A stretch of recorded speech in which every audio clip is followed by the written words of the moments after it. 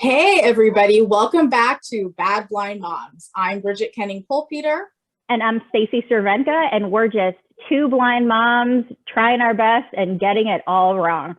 And today we have with us another badass blind mom, Lynn Baillif. Lynn, can you introduce yourself a little bit today? Hi, everybody. My name's Lynn, and I live in Baltimore.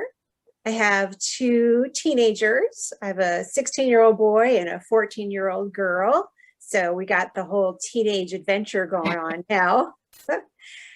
And I am a registered dietitian. I've been a registered dietitian for over 25 years. And currently I have my own private practice and I do consulting work. Excellent. And you're also a diabetes educator, is that correct? Yes, I have been certified in the past, and unfortunately I let my certification lapse, but at the moment I am studying to retake the certification examinations, so I will officially again be a certified diabetes care and education specialist. That's a mouthful. Wow. That's really cool though. Yeah. So Lynn, can you tell us a little bit more about what a dietitian does? Sure. So a dietitian is basically the nutrition expert on your medical team. And what we do is we get to know every client, learn about your eating habits, your lifestyle, what else going on with you, as well as your medical history. And then we will work together to develop a healthy meal plan that will help address any health problems or concerns that you have. Excellent. Now, when we posted about this in several different blind parent spaces, far and away, the most common question we got was, where can a parent even start if they are, extremely busy with, kids' activities, or they have lots of things going on in their life, they want to eat healthy, and they're also on a limited budget. I know that's a tall order, but I know that's the case for many of us moms. We might be, eating healthfully can be extremely expensive. So how can we do meal planning in a way that's healthy for us, healthy for our families, but doesn't completely break our budget? There's a lot of things you can do to keep that grocery budget under control. And I know with, food costs have really gone up, so it is really challenging. So the first and most important thing is to make a plan. Before you go to the store, plan on what you're going to have for your meals and your snacks in the upcoming week or whatever period there is between your grocery trips. That way you can make your list from that plan, and you're not going to be buying extra food that you don't need and you end up throwing away. And when you go to the grocery store, a lot of times it's cheaper to buy things in bulk. For example, if you buy chicken, it's easier to buy a larger pack of it than a smaller pack. You want to compare the unit price on all of your products, though, to make sure that that larger pack really is cheaper, because sometimes they'll get you and you're really not saving any money. If you buy larger packs of meat, you can either, when you bring it home, you can cook it ahead of time and then stick it in the freezer. My favorite example with that is ground meat, whether you buy ground turkey or ground beef. You can make, chili and sloppy joes and pasta sauce, on maybe a Sunday when you have some time, stick it in containers in your freezer. And that way, when those nights when you've got, soccer practice for the kids and you're running around like a chicken with your head cut off, you've got something kind of ready in there to just start with. Another tip is just buying less foods that tend to be less expensive. So think about canned beans, chicken, eggs, peanut butter, those sorts of things for your protein. And then with fruits and vegetables, buy what's in season, usually is cheaper. And don't forget about frozen vegetables and fruit that's canned in natural juice, because they're often a lot cheaper and tend to go on sale, so you can stock up. Now, I have a quick question for you for myself. I often in the morning, I'll have myself, some orange juice, and it's, it says it's from concentrate. It's not, I don't buy it in concentrate, but it says it is. It says it's all 100% natural. Is that good for you? Because I always feel guilty when I do it. Like, is that is orange juice? I've heard different things. Like, do you think orange juice is a healthy thing to have in the morning? So often for our kids, in order to get them to have some vitamin C, we need to give them orange juice or other 100% juice. But even with children, you want to limit that serving size of juice to 4 ounces. That's only half of a cup. Okay. It's that little bitty tiny juice glass that our parents have. Yep. That's not much juice. Okay. But for adults, it's really healthier to eat the fruit because in the fruit, you're going to get some fiber. So does it help at all because often I think of it as an on the go, like, okay, I'll have my juice that'll like boost my sugar and hopefully it's not as bad as having should I just stop that entirely? Yeah. I mean, if you're having, instead of eating a donut or a Pop-Tart, I would say absolutely have juice. Stacy's like, am I making good life choices? And you're like, I'm trying to tell you, you're actually not. It just depends on the circumstance. I'm not saying that juice is always bad, but I would watch the circumstance. Okay. So I'm curious, Lynn, beyond, just making a list, writing it down, however you do that, do you have any like resources, websites, apps, what have you, that can maybe help in food planning and food budgeting and kind of creating these meal plans? I don't have any particularly for creating meal plans, but I think as far as grocery lists go, one of my favorite tricks is I have an Amazon Alexa and I use her to make my list for me. And then it will go right to your phone into the Alexa app. And it's accessible and you can use that when you go to the store. Yeah, we it's always a joke because several times on Bad Blind Moms, I've asked my Alexa a question, and we almost have like one in every room, so it's a little excessive, but yeah, I love it. Bridget, do you want to go with the next one? Yeah. So okay. So this is actually I've not heard of this, so I will be curious to know. But do you have any thoughts on if I am pronouncing this incorrectly, let me know, the Ellen Satter's approach to responsibility of division with food and children? So yeah, so I'm actually a big Ellen Satter fan. I used her books when my children were young. So Ellen Satter basically believes in developing a positive food relationship with your children from the time they're infants so that food doesn't become a struggle. And, as infants, she recommends starting to feed your infant baby cereal, baby rice cereal, around 4 to 6 months. Your baby should be able to sit up by themselves and, you kind of try it out. And if they're not interested in it, you just put it away and try again later. And with the rice cereal, she recommends that you start with it in a thinner consistency and then just build that consistency. So once your baby tolerates the thin consistency, you kind of make it a little lumpier and then you make it a little thicker. And she also believes that you should let your baby feed themselves. And I just sort of stumbled into that because my son, I tried on the first day. I got that little baby spoon out and he just stuck his hand in that cereal and fed himself. And I was like, okay, you go. That's how we felt too. We were like, the more you feed yourself, the less we have to feed you. So right, exactly, yeah. Finger foods, because it was like, okay, great. The only problem is that baby cereal, I swear, hardens to the consistency of concrete. And so I spent many a moment chiseling it off our kitchen floor. Oh no. But yes, a little mess, no problem. So you then, after the baby's tolerating the cereal, you just gradually increase the foods that you offer. So because they're already used to thicker and lumpy food, you don't have to do that smooth baby puree baby food. You can just move up to something like stage 2 baby food if you buy it in the jar. And the key is that over time, as your child ages, you introduce foods. If the child wants to eat them, great. If they don't, no problem. Don't make a fuss. once my kids were about a year old, I was basically feeding them dinner, at the family dinner table. And the key is to introduce foods by you as parents having them. So it's modeling behavior. If you don't like broccoli and you don't eat it, then your children aren't going to like broccoli or eat it either.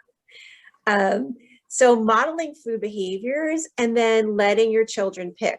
So at each meal, you want to offer at least one food that your child likes. And that could be as simple as offering milk at the meal. And that way, if all your child does is fill up on milk, but they've been introduced to other foods, we just don't worry about it. We let the children sort of develop their taste by what's available and just continue to introduce it.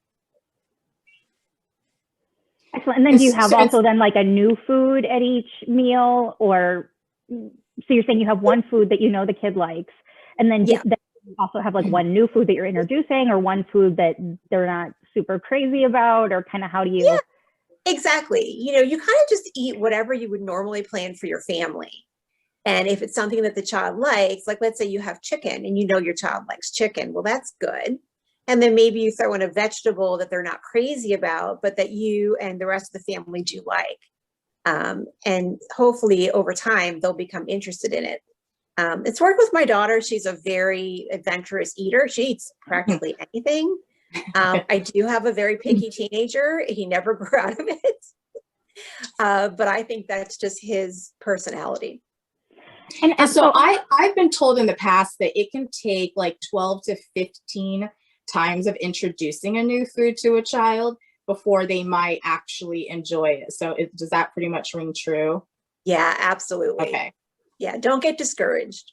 And I'll say, me and my family, we never really read any books about introducing food to kids. We always just did what our pediatrician said. Like we just asked our pediatrician, and she would tell us to do something, and we just did that. And I don't know if it had a name or, for Leo, our pediatrician wanted us to wait till he was 6 months old to start any solid foods. Where with Josephine, she wanted us to start at 4 months. And we started out with a little bit of rice cereal in her bottle, which some people are like, oh, that's a huge no-no. Some people are like, we've all been doing it for decades. It's fine. But I mean, it worked fine for my kids. And both our pediatricians recommended introducing vegetables first. And then fruits, because their thought was if you introduce fruits first, then all they're going to want is like that sweet taste. And I've since heard some people say that that's a myth, but that's just what we did.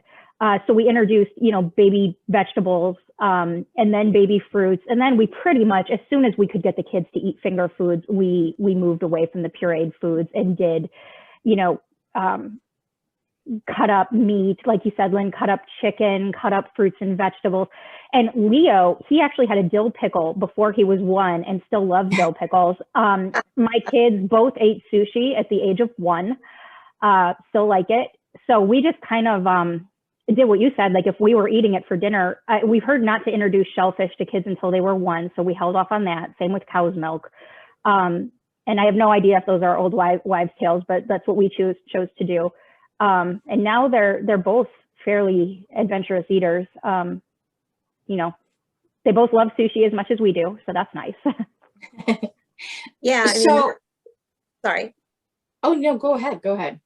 So yeah, I totally agree. You definitely want to hold off on cow's milk until a baby's 1. They just don't have the digestive ability to handle it very well. And as far as other allergen foods go, it really depends on your family history and your child. So that's a good thing to talk to your pediatrician about. I know that for children that are allergic to peanuts, they now recommend if runs in the family, that you actually introduce it at a younger age. But I would definitely talk to your pediatrician about those things. Yeah, because my brother-in-law has a lot of allergies. And so we started with sunflower butter as opposed to peanut butter. I know we didn't do strawberries for a time. Because we'd heard that if there's something significant in family history, maybe to hold off. But yeah, I agree with what you're saying. Like you really have to work with your pediatrician on making what choices work for you. So I'm curious, what are some ways if maybe you didn't necessarily do these certain steps, do this process, or maybe now, because like in my situation, like my youngest, we did like the baby led weaning and all that. But now, and he wasn't a picky eater, and now he is. So how can you maybe encourage, a healthy relationship to food, and, adopting those kind of a more balanced approach to eating in kids who maybe you haven't always taken these steps with, or who are now picky eaters?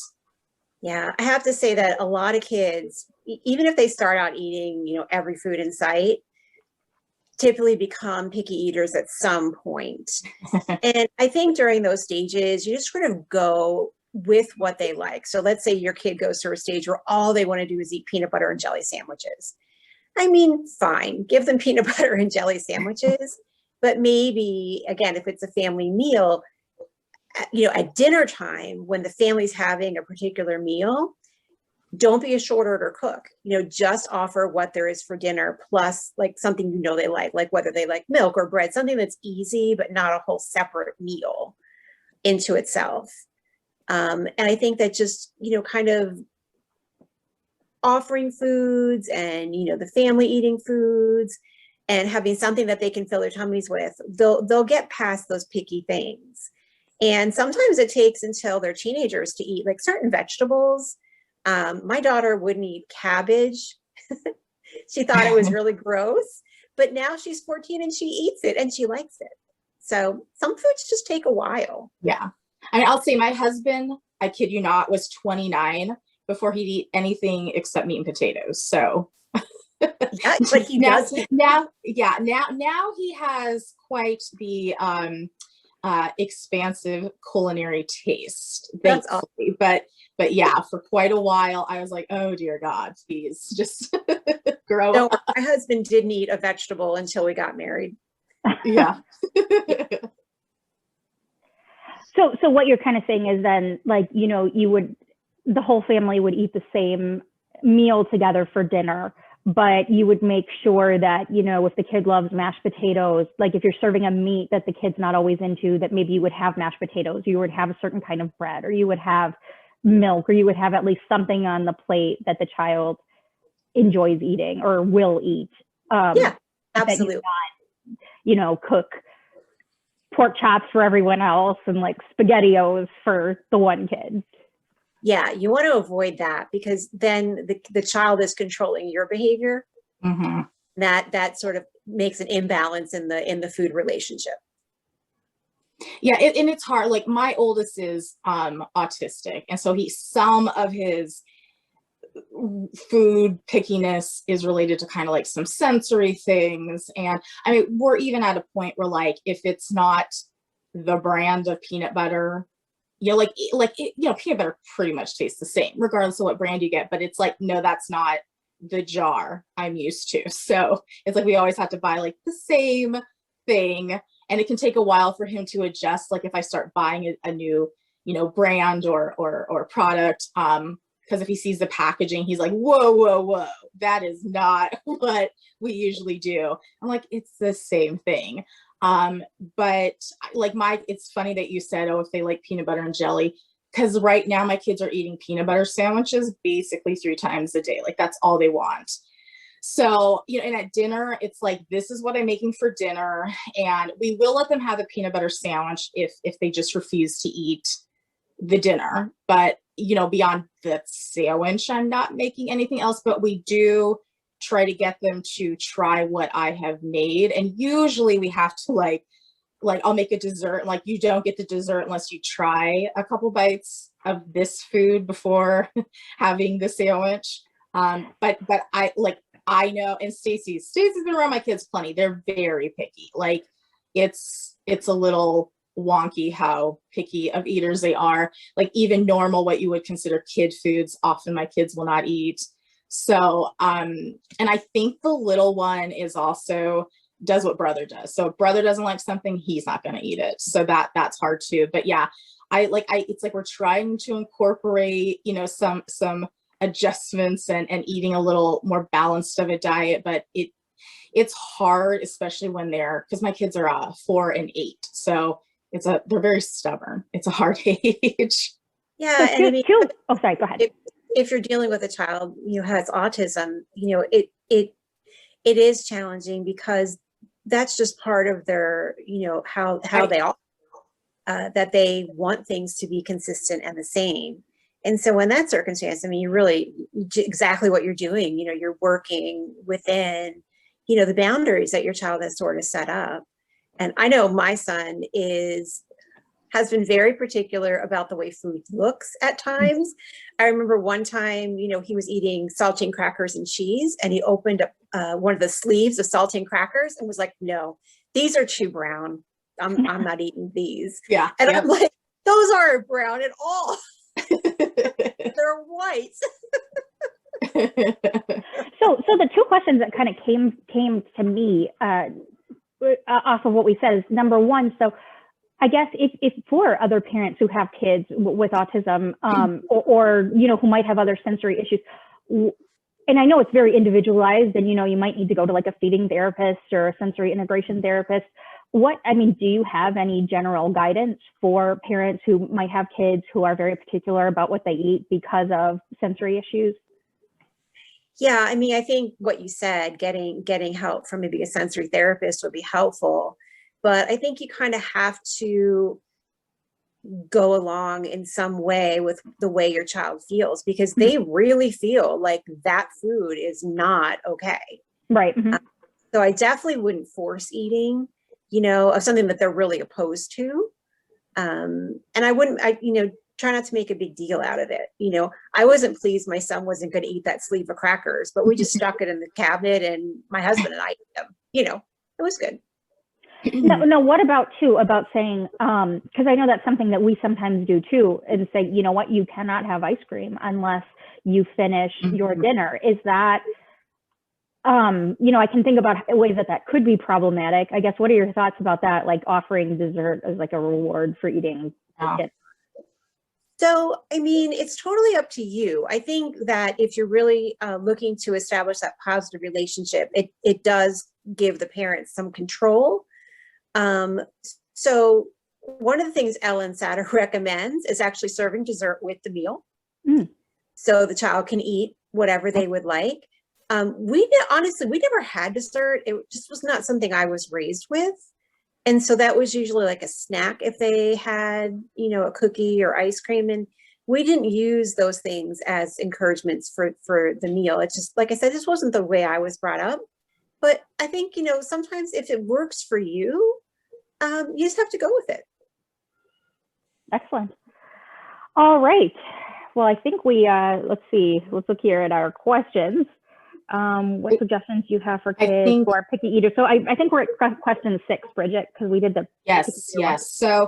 So obviously, women who are pregnant can experience gestational diabetes. So what suggestions, recommendations do you have for women who are going through that? Yeah, so gestation, excuse me, I've got a cat in the way. Put him down. He always wants to join Zoom. Aw. So gestational diabetes, I know when you're diagnosed with it, it can be a little alarming, but it can easily be managed, usually through a team approach with your OBGYN.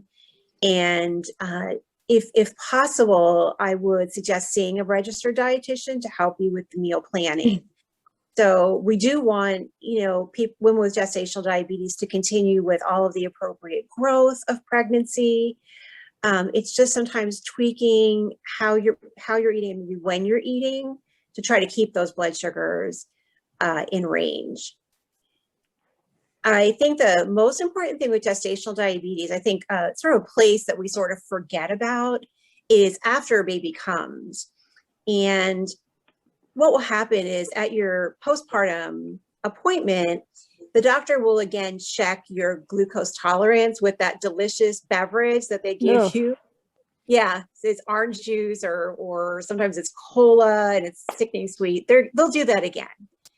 And they're doing that to see if the diabetes has resolved. So gestational diabetes happens because there are certain hormones that your body makes when it's pregnant in, around that 26, 28-week period that are normal hormones, but they do cause insulin resistance, which means you're making lots of insulin, but it's just not getting used up. And that's what causes the high sugars. So oftentimes at that postpartum appointment, your blood sugars are back to normal again. And so that's great. You just sort of, move on, your diabetes is gone. But for some people, they may have diabetes at that point. And, then you would just work with your primary care doctor to manage it, just like anybody else with diabetes. But like I said, most often it will resolve.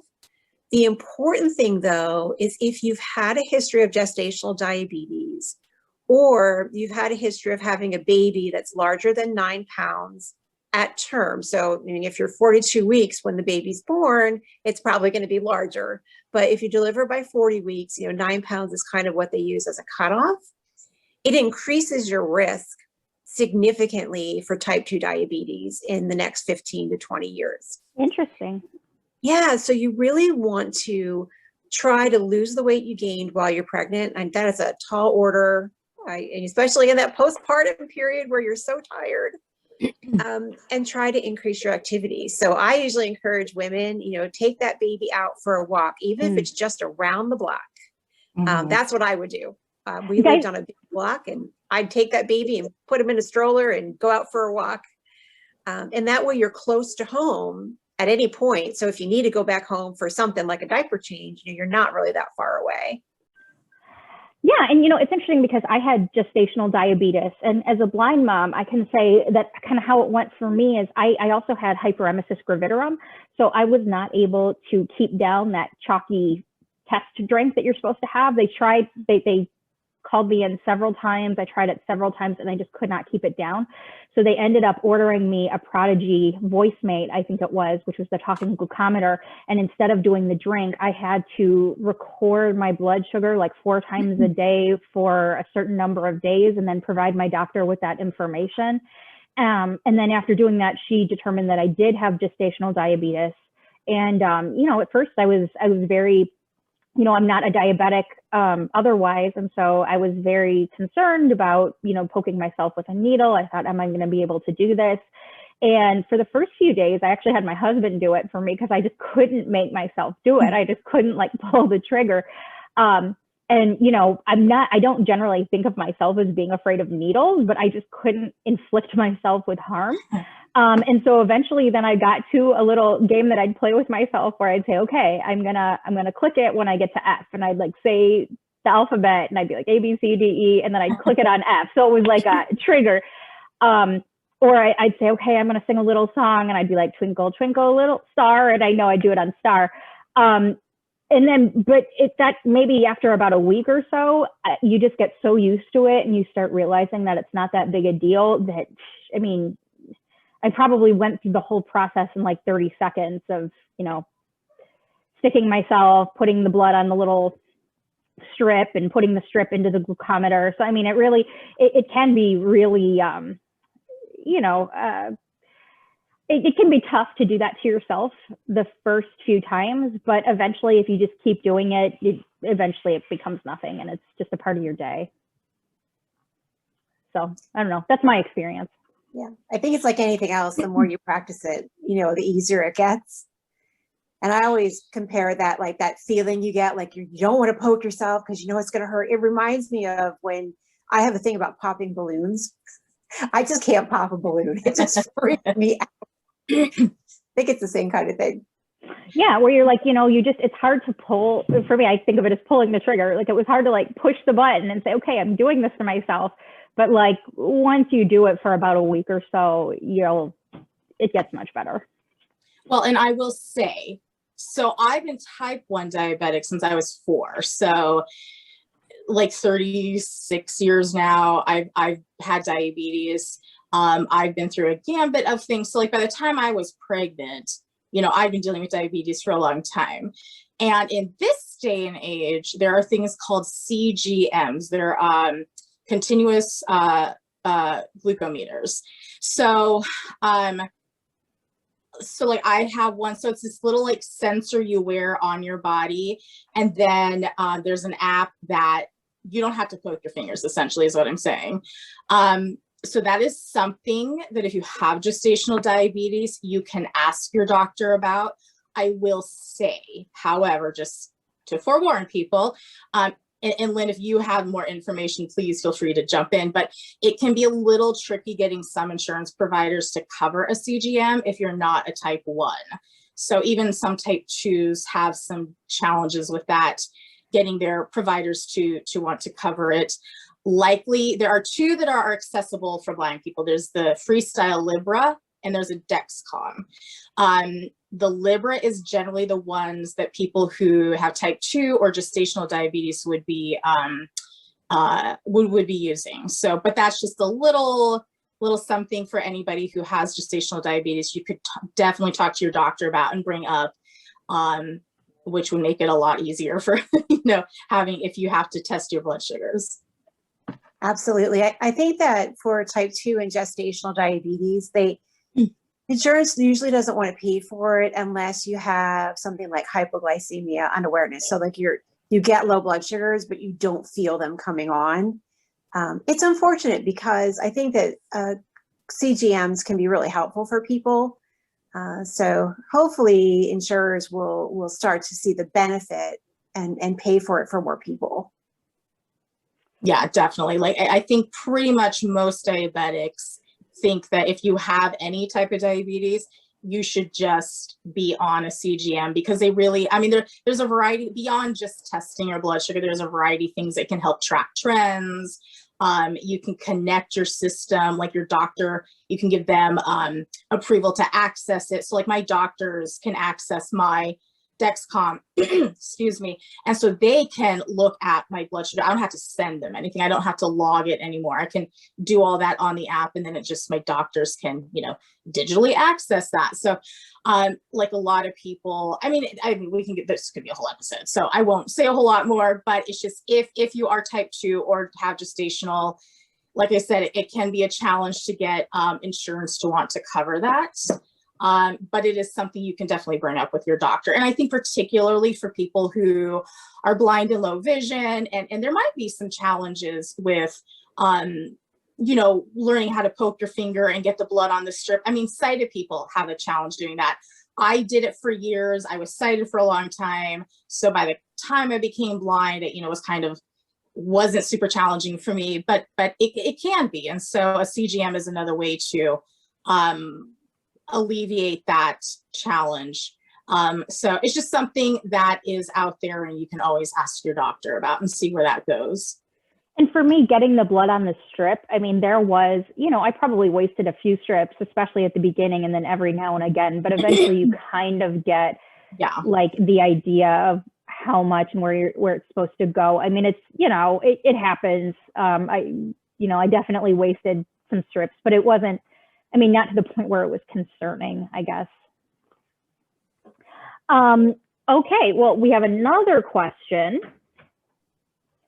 Okay, so let's see here. Sorry. Okay, so how can people with type 2 diabetes get in more calories when they don't have time to sit down and eat and they don't necessarily feel hungry, but then they end up feeling run down at the end of the day? So it sounds like some moms who again, they're extremely busy. They may not have time to sit down and have a proper meal. They may not even feel hungry, but at the end of the day, they realize that they didn't get enough calories and they didn't, eat the way they should have. Well, first of all, I'd say if you're feeling sluggish at the end of the day, I would definitely check your blood sugar to see if your blood sugar is low. Sometimes feeling, sort of tired and sluggish can be a symptom of low blood sugar. So I would definitely keep an eye on that. But it is difficult to eat when you are busy and when you're not hungry, which I think is another problem a lot of folks have. So in type 2 diabetes, 2 things can happen. If you're on a medication certain medications that lower your blood sugar can lead to low blood sugar if you don't eat enough. But the other thing that can happen with type 2 diabetes in particular is if you skip meals, so you don't have any sugar coming in, your liver can go a little crazy and make more sugar than you need. There's sort of a miscommunication between your pancreas and your brain and your liver. So your liver kind of churns out, you know, a meal and a half worth of sugar because you didn't eat, and that can make your sugar high. So biggest point is to try to make sure you're eating, you know, at least 3 times during the day.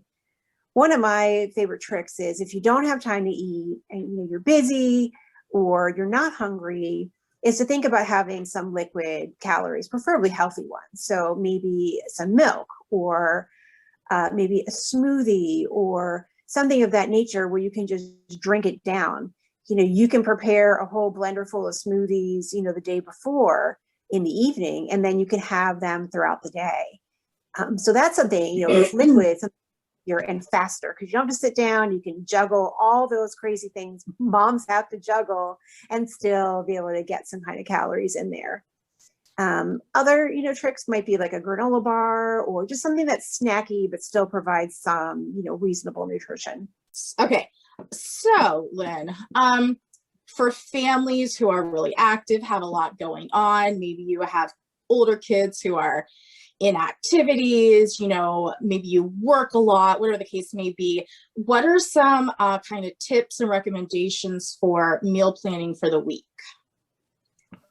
Yeah, that can be so challenging when you've got kids all in different directions and you're working and it's late when you get home. So some things you can consider are on a day of the week where it's less busy, whether it's a Saturday or Sunday, if you could dedicate a couple hours to doing food prep for the week. And that could be basically cutting up fruits and vegetables. You can make a lot of your grain dishes. Like let's say you're going to have rice or quinoa, you could make that in advance and just keep it in your refrigerator. And the same thing for cooking meats. You know, you could, you know, roast a chicken or, you know, cook some salmon or prepare some meals with ground meat on that weekend and then have them for the week. Now, if you're not going to eat it until Thursday or Friday, you probably want to put it in the freezer. Leftovers or, you know, meals that are already cooked should really stay in the fridge for no more than 3 days. The other key is to like fill the freezer up with some pre-made foods like, you know, meatloaf. Whenever I make a meatloaf, I make 2 because you can easily freeze meatloaf and just defrost it and warm it up and you're ready to have a whole meal. So that's kind of a trick to make extra when you do cook and throw it in the freezer. And like also I like doing things like the slow cooker too. Because one, you know, if you're not going to be home all day, it's fine. You can like let it go. But also it's just, you can make a lot of stuff that you can have for a couple of meals. And so I'm always a fan of the slow cooker. There's a cookbook and you can actually find it on Bard called, I believe it's called Not Your Mother's Slow Cooker Cookbook. And so it kind of has, it has some like modern twist on things you can make in a slow cooker, you know, a lot of different kind of ethnic type dishes. So yeah, that's been really nice. And when all else fails, we just put leftover meat in omelets and call it breakfast for dinner. Like if we just have like, even like leftover pork chops and we're like, okay, we need to eat these, we'll just like pork chop omelet, you know? Yeah. Why not? Yeah. And it can be simple too. I think especially for maybe people who aren't used to cooking, you know, it can be maybe an overwhelming thing. And it's like, you can find very simple recipes that are healthy, but simple, you know, only a few ingredients.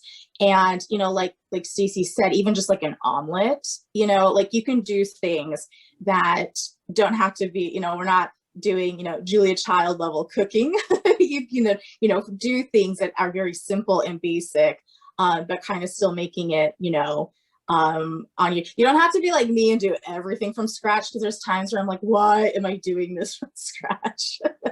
Like I just gave myself more work than I needed to do. So like, I think sometimes just doing what's basic and simple can really be great and delicious at the same time.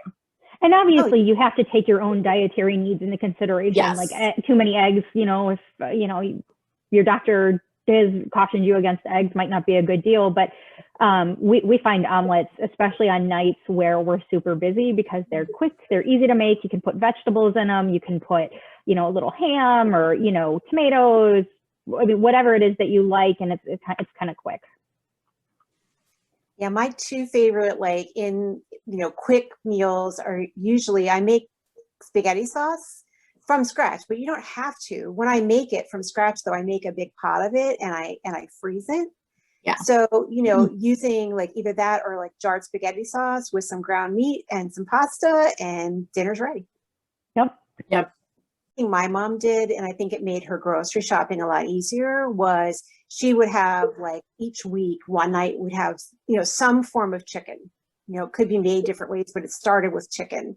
And one night was ground meat, you know, and things like that. So when she went to the store, she always knew, I need to buy a pack of chicken, and I need to buy, I think, ground beef, and I need to buy some pork chops.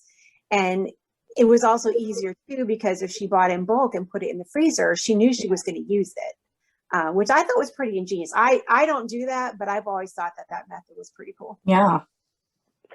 Now, so now the other side of the spectrum, what about the people who, you know, especially over the past year when many of us have been stuck more than usual, or, you know, maybe you're a parent who's at home with young children, how do you keep from eating all day out of boredom, or out of stress, or, you know, out of emotions? I know for me, especially if I'm stuck in the house all day, I'll end up eating even when I'm not hungry, just because it's some sort of stimulation or it's something to do. How can you help stave off that? Or how can you help correct that? Yeah, that is really challenging. I think that a couple things might help. You know, one, put yourself on a schedule the same way we do for our children. You know, usually there's a time for meals and a time for snacks, so that at least you're limiting yourself to a particular snack time. Like I always get hungry around 3 o'clock. It doesn't matter every day.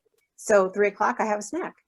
But avoid eating in the middle. Just tell yourself, okay, it's gonna be mealtime or snack time soon. I just have to wait.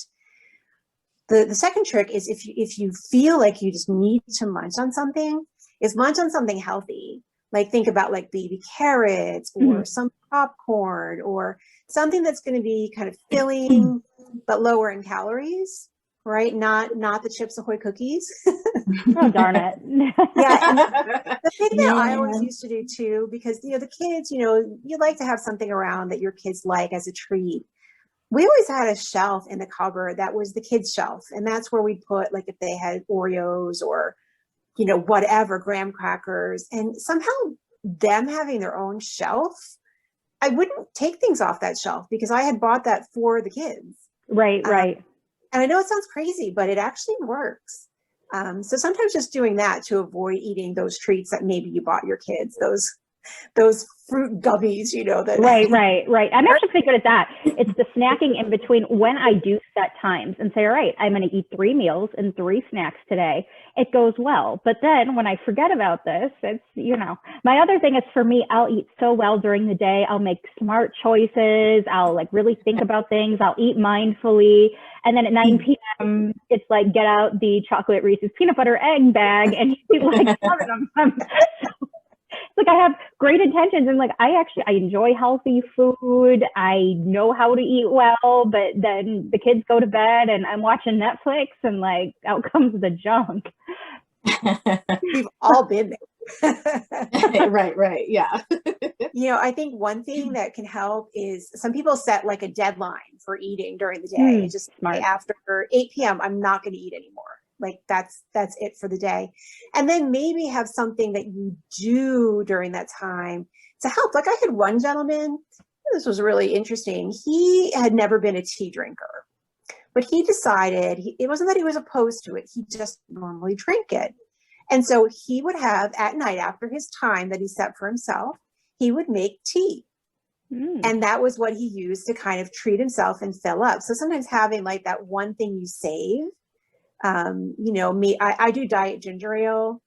That's my treat after a certain period of time. So now with the tea though, is that caffeinated though? Or did he buy like decaf? No, he did tea, or decaf. how did he? Okay. Decaf. I was gonna say I'd be up till 4 a.m.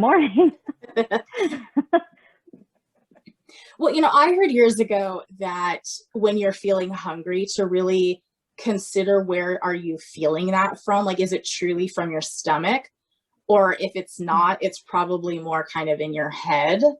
And so, like, because I always ask my husband that question. I'm like, is your stomach actually telling you you're hungry? But so I don't know if that's really true, but that was something I was told years ago, to kind of really think about, where's your hunger coming from? Like, do you feel those hunger pains, that kind of grumbling in your tummy? And if you don't, then, maybe you really don't need the snack. Or is it just that you saw a McDonald's commercial? Right. Exactly. Yeah. I also find drinking water helpful. Like, if I start feeling like I need to eat something, or I need, especially something sugary, I'll drink water, and I'm like, actually, that staved it off pretty well. I mean, nothing's going to make up for a delicious cupcake or something, but I mean, water actually, for me, it does. Like, when I find myself wanting something, but I know I'm not truly hungry, water is and one trick that can help is to do something to distract yourself. Something other than the activity that makes you hungry, if possible, and then wait a half an hour. And if after a half an hour you're still hungry, like you feel it in your tummy, you probably are hungry, and you just need to have, preferably something healthy, like a piece of fruit would be good. Not the Reese's peanut butter eggs that we should. I have them sitting in the room, and I'm trying to save them for Easter. So. Well, and like also like skipping meals is obviously going to make you hungrier later and more inclined to kind of want to eat everything in sight. And so I think, because see, I'm kind of the other end. I don't eat enough in a day. So like I always have to work on, because I've never been a big breakfast person. So I'm like, I have to have even a yogurt, like just, kind of make myself eat something, so that, I'm getting the calories I need. But also, by lunch, I'm not, super hungry, but, so I think for anybody, there's always that balancing act, but I also know you have to give yourself grace too. So, it's like, if you had the peanut butter egg, like, don't beat yourself up about it. Just, you have a whole other day to make better choices. So absolutely. Yeah. And if you did splurge the night before, it's really not gonna, it's not the end of the world. Just start anew the next day. It's absolutely right. I read this thing. It was actually on a Facebook meme, and it was several years ago, and it stuck with me, and it's helped me to this day. And I know it may sound simplistic, but for me, it works. It talks about how if you you see a bunch of cupcakes and you're like, oh, I'm going to eat them. And then you just feel super guilty. You're like, oh, I've just ruined everything. And it recommended, like, if you see something delicious, say to yourself, wow, those cupcakes look delicious. I bet they're going to taste really good. And I trust myself to eat one responsibly, and just like take one and just like acknowledge and not feel bad about doing it, but feel fine about doing it. Like saying, whatever, that piece of pie, that pie looks so good. I think it's going to taste delicious, and it smells good. And think of it in a good way, not like ooh, I got to stay away from that. And just say, I trust myself. Like, I am going to make a decision to eat a piece of that pie. And then you're kind of owning it, more than like feeling guilty from the beginning and then feeling terrible about yourself because you ate like half the pie. So I don't know. It sounds simplistic, but it actually, thinking about it that way has helped me. Yeah, because you're giving yourself positive permission. Like, please go ahead and have it and eat it mindfully so you really enjoy it. And that's great. And just the thought of when you stop enjoying the taste and the smell, stop. Like when you're just eating it like mechanically, like stop, So I don't know, that sort of helped me. Well, and like I always say this to other diabetics, but it really kind of applies to everyone. It's kind of about adjusting the way we think about food, because instead of being like, why can't I eat the whole pie? Why can't I eat 6 cupcakes? It's like, just say, well, no, I can eat these things. I just have to do it in moderation. Like, 1 cupcake is plenty for anybody, a slice of pie is good for anybody. So I think sometimes it's not easy, but, just getting ourselves adjusted to a different way of, thinking about food that way, like, do you need to supersize? Like, obviously anybody's fine eating a regular size, combo meal from McDonald's. And so I think, instead of like feeling bad that you can't have something, understanding that like you can have things, it's just we need to, reconsider what a serving size is and eating in moderation. Well, and even thinking about like what we were talking about, the Reese's eggs, which are currently my, my Achilles heel. It's like when I think about it, I can say to myself, you know what, before I take Leo to soccer practice, I'm going to enjoy one and it's going to be delicious. Like I'm going to enjoy one, like, and I will take one and I can look forward to it and it'll be tasty, instead of saying, oh, I'm going to try not to eat anymore till Easter for me, and then end up eating like half the bag and feeling terrible, like kind of factor in like, I want one, so I'm going to eat one responsibly. We do my lovely free Zoom trial or Zoom session is going to end. So we have 2 more quick questions to get through. Now, somebody did ask about accessible fitness and nutrition apps. And I know we've talked in advance that none of us really know a whole lot about those. The one that I could recommend is the app for the Fitbit. Even if you don't have the Fitbit itself, the app can be helpful for tracking like how many calories a day you eat. It has I would go to Starbucks and I would find, tall vanilla latte or something, or tall non-fat vanilla latte. And I could find it in the app and it would plug it in and it would then say exactly how many calories I'd had. And so that I did find that helpful for tracking calories, and you don't need to have a Fitbit to use it. Although having a Fitbit just makes it more functional, because then it counts your steps. It helps balance out the calories you've taken in versus the calories you've taken out. Bridget or Lynn, do you have any other ones that you use or recommend that are accessible? I haven't used it in a while, but I used to, and I know other people who do, the MyFitnessPal app, and it's pretty accessible with VoiceOver. So that is one, and it does the same thing, like, can count calories. It can count like carbs too. You can, search for foods and plug it in. I believe it can do things like it can do a lot of things. Like you can plug in like how much water you drink in a day. So it does a lot of the same things. And it in the past was very accessible. Excellent. And Lynn, final question. So if people who are listening to this say, you know what, this has really given me a lot to think about, I would love to be able to meet with a dietitian to talk about my particular situation, or to maybe help me meal plan in a way that works for me, or help me figure out, why I'm not feeling as healthy as I could be. How can they go about working with a dietitian? Like, how can they get that process started? Yeah, so you can always ask your primary care doctor if they have a registered dietitian they refer to. Most hospitals will have dietitians, but not always do they see people who are not in the hospital. So it just depends. To find a dietitian that's, can see people who aren't in the hospital, another trick is to go to the Academy of Nutrition and Dietetics website, which is Eat Right. That's EATRIGHT.com. And you'll see on the home page, there's a little box that says find a dietitian, and you just plug in your zip code and it will give you a list of dietitians in your area. Unfortunately, insurance may or may not pay for you to see a dietitian. Mm-hmm. Typically, they're only paying for people who have diabetes or kidney failure. If you're just looking to lose weight or something like that, you may end up having to pay out of pocket.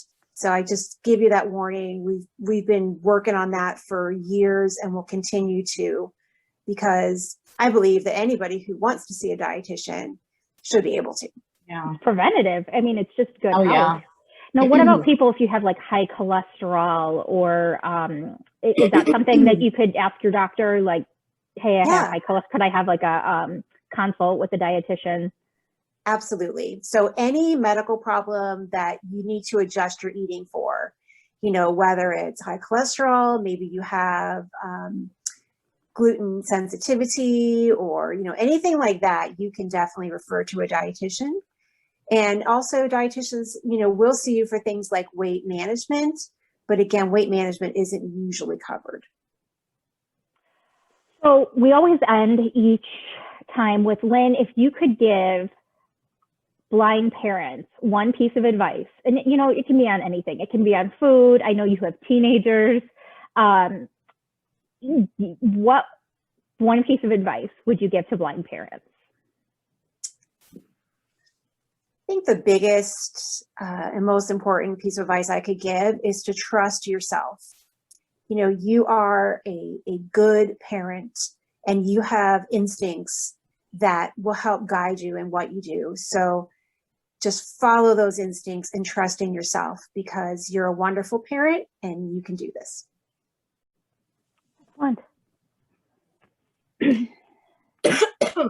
Let's cut that out. Excuse me. Yeah, we can't have coughing on here. People will think they're going to get the corona from us through their screen. Oh my God, yes. Yeah, via Zoom, yes. It's not corona. We're in that day and age where it's like you cough and you're like, I don't have it, I swear. But no, you're like, at least you're on Zoom. So it's like, yeah, I have corona, but it's cool for you. Yeah. Okay, anyway.